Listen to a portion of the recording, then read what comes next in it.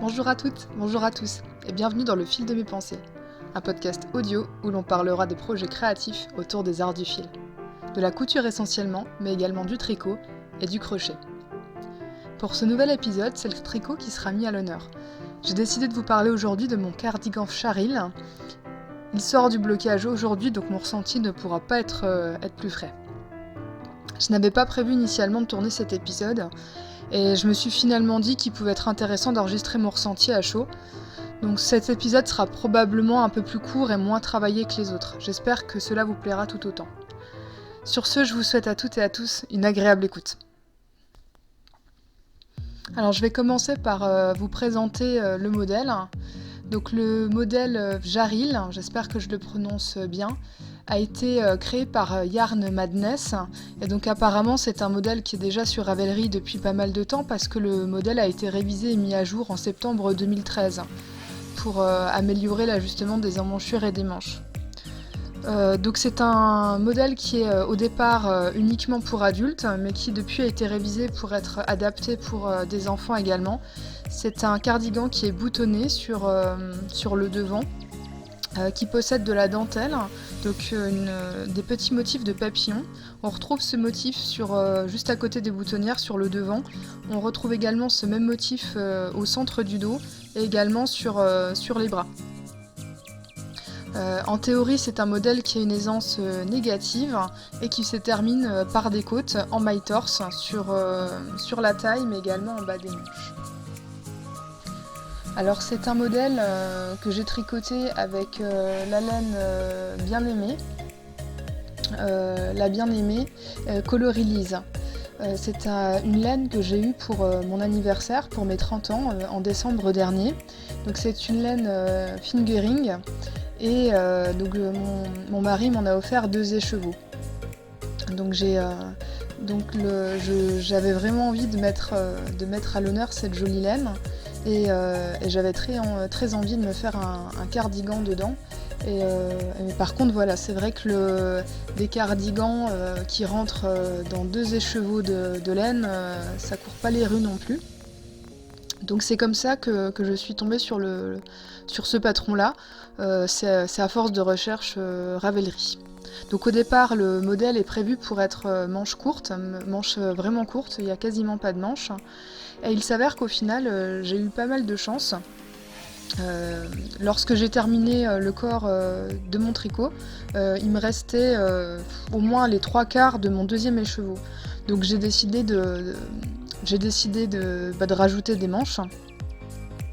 Donc ce que j'ai fait pour être sûre d'avoir la même quantité de laine pour les 2 manches, parce que j'avais beaucoup de mal à estimer ce que j'allais pouvoir tricoter avec ça, j'ai pris le parti d'essayer la technique pour tricoter les 2 manches d'un coup.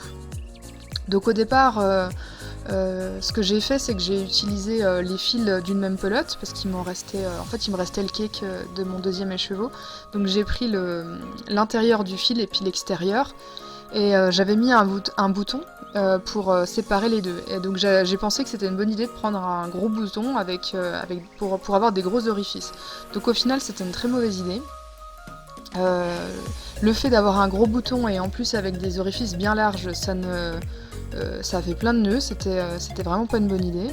Je pense que sans bouton ça aurait été clairement mieux. Et le fil intérieur de la pelote avait tendance à sortir moins vite que celui que le fil extérieur. Donc au final, en fait, les deux n'arrêtaient pas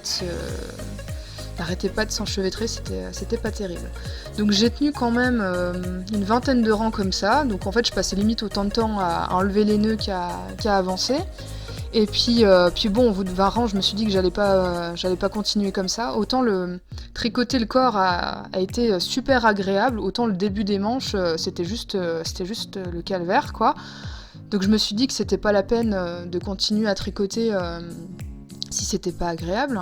Donc j'ai finalement fait le choix de couper le reste et puis de débobiner mon cake et de refaire 2 autres cakes en fait. Donc j'ai mis ma laine sur une balance, j'ai vu qu'il me restait 41 grammes, donc j'ai refait 2 cakes de 20 grammes à partir de ça, quoi. Donc à partir de là, le fait d'avoir séparé les deux plots, et j'ai trouvé un petit bouton beaucoup plus petit et très léger. Et donc le fait de combiner les deux choses là pour le coup, j'ai plus de soucis d'emmêlage. Puis entre-temps, je pense aussi que je me suis fait un peu plus à la technique pour tricoter les deux manches. Le fait que les fils ne s'en mêlaient plus, ma tension était meilleure, donc tout s'est bien goupillé, quoi. Je cherche si je vous ai raconté tout. Oui, je pense que je vous ai tout dit. Donc en termes de tricotage du modèle maintenant, j'en ai un petit peu parlé juste avant. Donc on commence avec le corps du modèle. Donc on commence par l'encolure. Cette encolure n'a pas, on monte directement les mailles, mais il n'y a pas vraiment de finition en tant que telle. Donc ça m'a un peu surpris, mais c'est vrai qu'après blocage, la finition est tout à fait correcte. Donc on commence par l'encolure. On monte progressivement, donc on augmente progressivement le nombre de mailles. Et donc on va finir par mettre en attente les manches.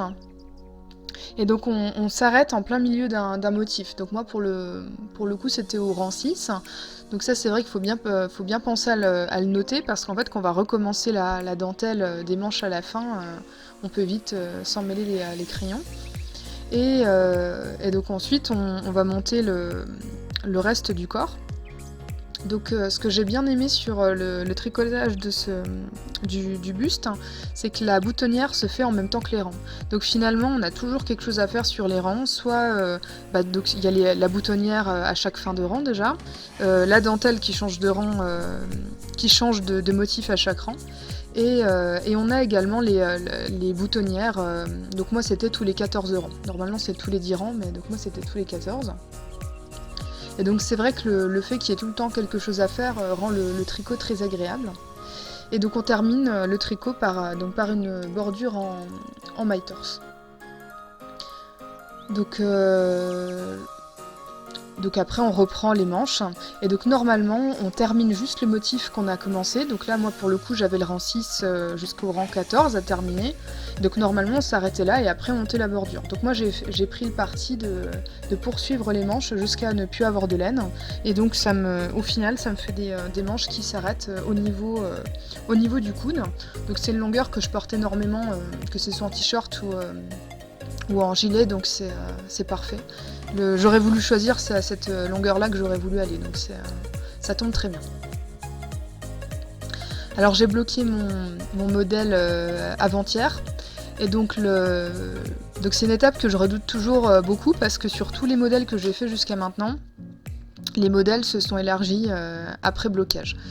Donc les premières fois, je pense que là clairement ça vient du fait que je me suis trompée dans les échantillons, et ça vient également du fait, je pense que je posais mal en fait par exemple l'encolure, je pense que j'en ai détendu certaines parce que j'ai trop étiré sur l'encolure par exemple.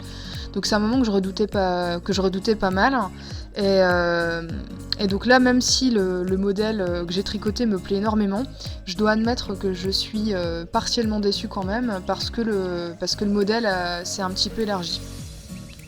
Donc j'avoue que ce point me chagrine un petit peu, parce que je pense que j'ai bien fait mon échantillon cette fois-ci. Et la première fois que j'ai bloqué l'échantillon avait tendance à être plus petit qu'avant.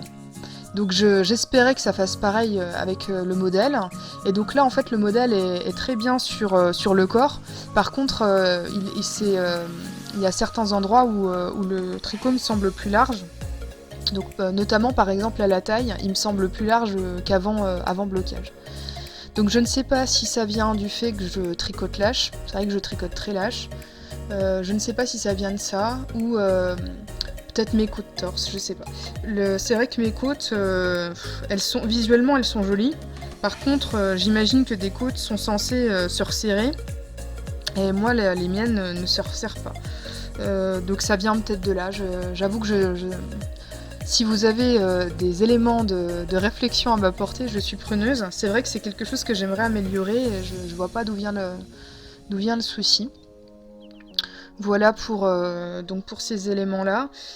Donc ça, c'est ma petite déception, c'est voilà, le fait que le tricot c'est un petit peu élargi. L'autre chose sur lequel je pense que c'est tout à fait perfectible, c'est les manches. Alors en fait, les manches, j'y suis allée un petit peu à l'aveuglette, vu que c'est pas prévu par le patron. Et sur mes projets en couture, j'ai souvent des soucis de manches trop étroites.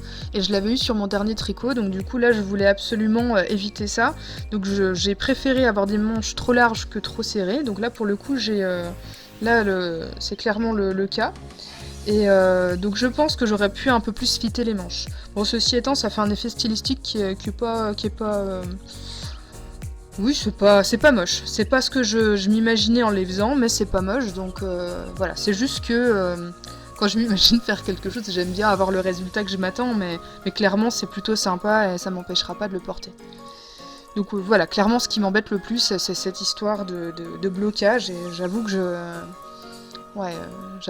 ça me ça me fait un peu peur pour mon prochain tricot, quoi, parce que c'est vrai on est super content de notre projet tout le long, et puis on le bloque, et puis après c'est pas exactement comme on s'attendait, et c'est assez frustrant, quoi. Mais bon, c'est tout. Sinon, dans les choses où je suis bien contente aussi, c'est que donc vu que je tricote assez lâche, avant de me lancer dans le projet, ce que j'avais fait, c'est que j'avais pris les instructions du modèle, et en fait, j'avais fait mon échantillon de laine, et j'avais fait mon échantillon jusqu'à obtenir le rendu visuel que je souhaitais avoir.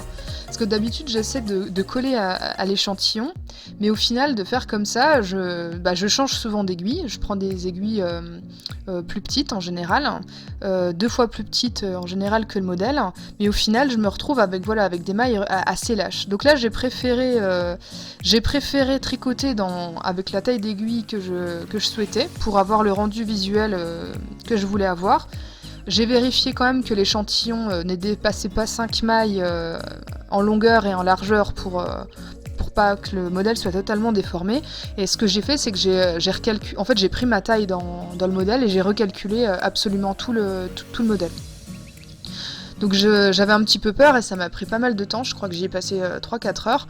Mais c'est vrai que au final, ces 3-4 heures-là ont été bien rentabilisées parce que c'est vrai que le modèle, bon, hormis ces histoires de côte et de blocage qui m'embêtent, c'est vrai que clairement c'est ma taille. Et donc ça a bien fonctionné, et c'est vrai qu'en fait d'avoir fait ça, d'avoir décortiqué le patron pendant 3-4 heures, clairement je l'avais en tête, quoi. Donc une fois que j'ai commencé le tricot, j'ai pas perdu de temps à décrypter le modèle. Clairement je n'ai fait que tricoter, et c'était bien agréable. La chose que j'avais pressentie en décortiquant le modèle, c'est que le tricot était probablement prévu pour un bonnet B. En fait, j'avais compté le nombre de mailles qu'il y avait sur le dos et sur le devant, et je voyais bien qu'en ratio, j'avais plus un bonnet B qu'un bonnet C, quoi. Donc j'ai hésité à changer le ratio entre le dos et le devant, et étant donné que j'ai pas énormément d'expérience en tricot, et puis que c'était la première fois que je recalculais tout un modèle, je me suis dit que c'était un peu risqué de faire ça. Et donc au final, je pense que je pourrais peut-être tenter ça la prochaine fois, parce que clairement, en fait, l'excès de matière, il est au niveau du dos, en fait, il est pas au niveau du devant. Donc c'est vrai que ça pourrait peut-être être intéressant que je tente ça pour la prochaine fois. Bon, écoutez, je crois que je vous ai un peu tout dit sur ce modèle. J'ai peut-être oublié des choses puisque pour cette fois j'y étais un petit peu plus sur un ressenti à chaud, donc j'ai peut-être oublié des choses. Donc si vous avez envie d'avoir des compléments d'informations sur ce modèle, n'hésitez pas à me demander en commentaire. Et si vous, en retour, vous avez des éléments de réponse à m'apporter pour que je m'améliore sur mes futurs tricots, ce sera avec plaisir que je lirai vos retours. Sur ce, je vous souhaite une agréable journée. J'espère que cet épisode vous a plu. Et comme à chaque fois, si l'épisode vous a plu, n'hésitez pas à en parler autour de vous. Ça me fera très plaisir. Je vous souhaite une très bonne journée. À bientôt par ici.